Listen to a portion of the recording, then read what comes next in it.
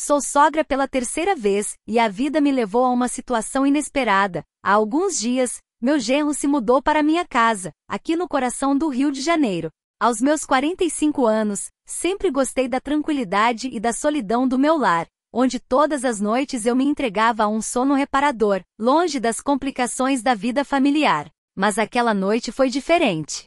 Com os olhos fixos no teto do meu quarto, comecei a refletir sobre tudo que vivi até agora. Pensei, o que está acontecendo comigo? Será a idade ou é que ninguém mais me acha atraente? Há muito tempo eu não sentia aquela paixão que um dia me fez viver intensamente. Então, rolando de um lado pro outro na cama grande, comecei a lembrar dos momentos em que meu marido e eu ficávamos acordados, trocando risadas e sussurros na escuridão. A monotonia da minha rotina pesava como uma corrente. Percebi que já era quase meia-noite, suspirei fundo e disse para mim mesma, tá bom, chega de tanto pensar. Vou tentar dormir. Mas de repente uns barulhos estranhos vindos do quarto da minha filha e do meu genro acenderam uma faísca dentro de mim. A curiosidade começou a tomar conta, desafiando a mesmice da minha vida. Escutei com atenção, e os sons do quarto ao lado só aumentaram minha curiosidade. Um arrepio percorreu minha espinha, como uma brisa de um amor que desperta depois de anos adormecido. A temperatura na casa parecia subir, mas não era só o calor carioca, era a febre do mistério que me envolvia.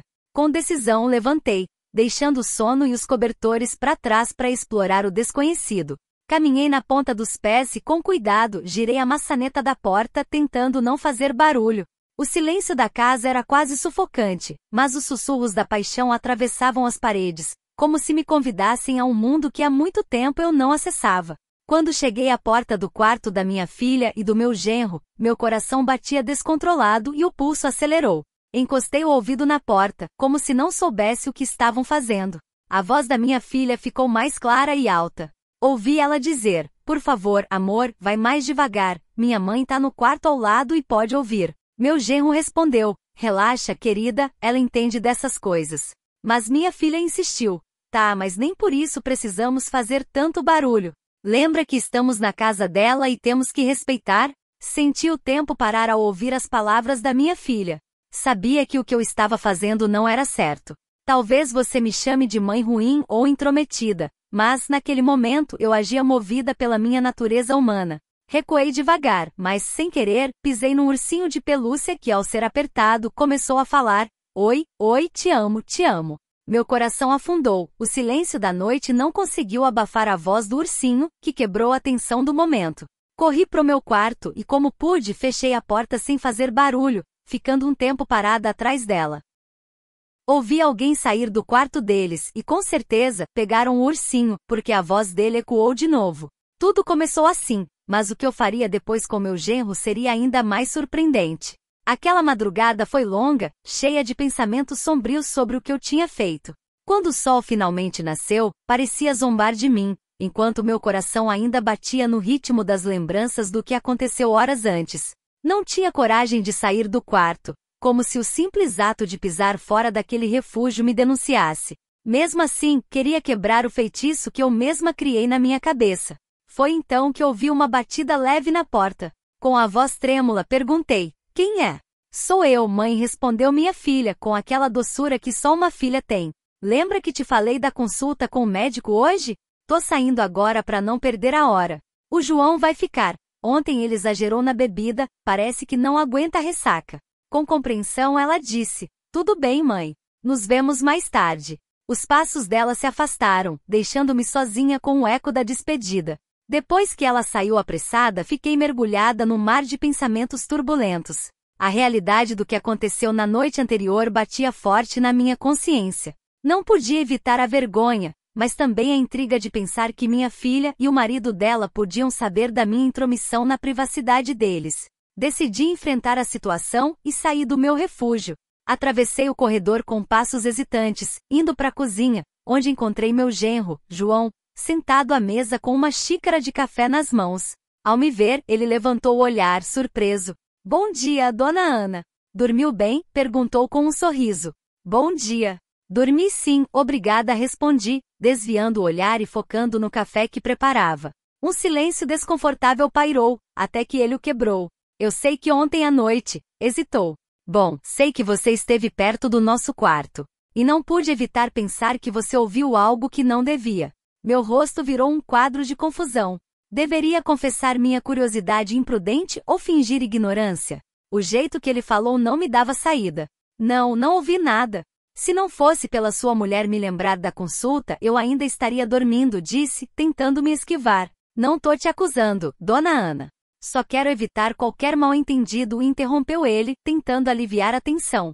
Meu rosto corou, e não havia como me esconder. Como seguir em frente depois de invadir a privacidade da minha filha e do marido dela?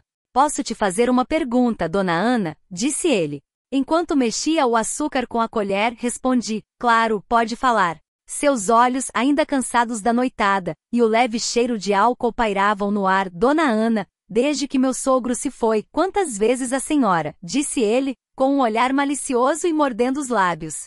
Quase derramei o café em mim. Acho que esse não é um assunto para se discutir com você. Tá meio atrevido porque ainda tá de ressaca, né? Ele deve ter percebido minha expressão mudar e disse, calma, dona Ana, não fica brava que não combina com a senhora. Se eu fico atrevido com umas cervejas, como você diz, a senhora não precisa disso. Tava com todos os sentidos bem acordados ontem atrás da porta do meu quarto. Mas sabe, dona Ana, o que eu quero dizer é que tô aqui para ajudar, caso a senhora precise de uma. Lubrificada. Me senti num beco sem saída. João é jovem, bem cuidado. O trabalho dele como gerente de numa empresa dava acesso a benefícios como academia. Quando eu ia responder, a porta da rua abriu, e saí da cozinha para ver quem era.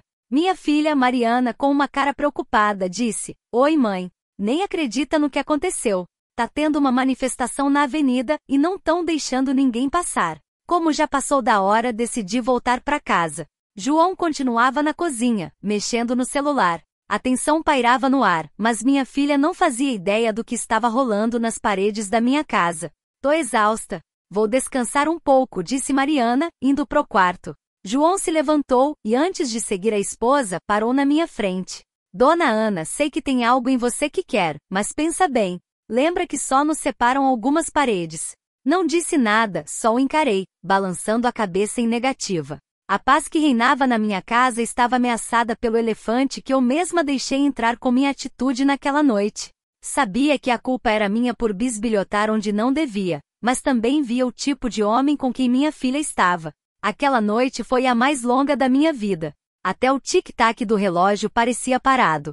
Não sabia como contar isso para Mariana. Não queria magoá-la, muito menos ser a causa de uma briga entre eles. Decidi conversar primeiro com João, para entender qual era a dele. Queria saber se, sóbrio e sem o efeito da bebida, ele ainda pensava daquele jeito. Não precisei procurá-lo. Ele veio até mim, pedindo desculpas pelo comportamento do dia anterior. Eu disse que tudo bem, mas que eles precisavam sair da minha casa. Falei que ia ficar de olho na Mariana. Não fiz isso só por causa do que ele disse. Fiz mais por medo das minhas próprias ações. Se naquela noite eu não me controlei, talvez na próxima eu aceitasse a proposta do meu genro. Como eu sempre digo, sou humana, tenho coração e sentimentos. No fim, Mariana terminou com ele, mas porque ele começou a negligenciá-la, colocando a bebida acima de tudo. Ela nunca soube da nossa conversa, e agora mora comigo, onde de vez em quando, eu a incentivo a ajudar o ex-marido, que tá cada vez mais afundado. Ninguém pode evitar pensamentos errados ou impróprios, mas podemos evitar transformar isso em realidade. E acima de tudo, é melhor que os casais vivam sozinhos. Porque ser mãe, pai, irmão ou tio não significa que não haja perigo. Obrigada por ouvir e dedicar tempo às minhas histórias.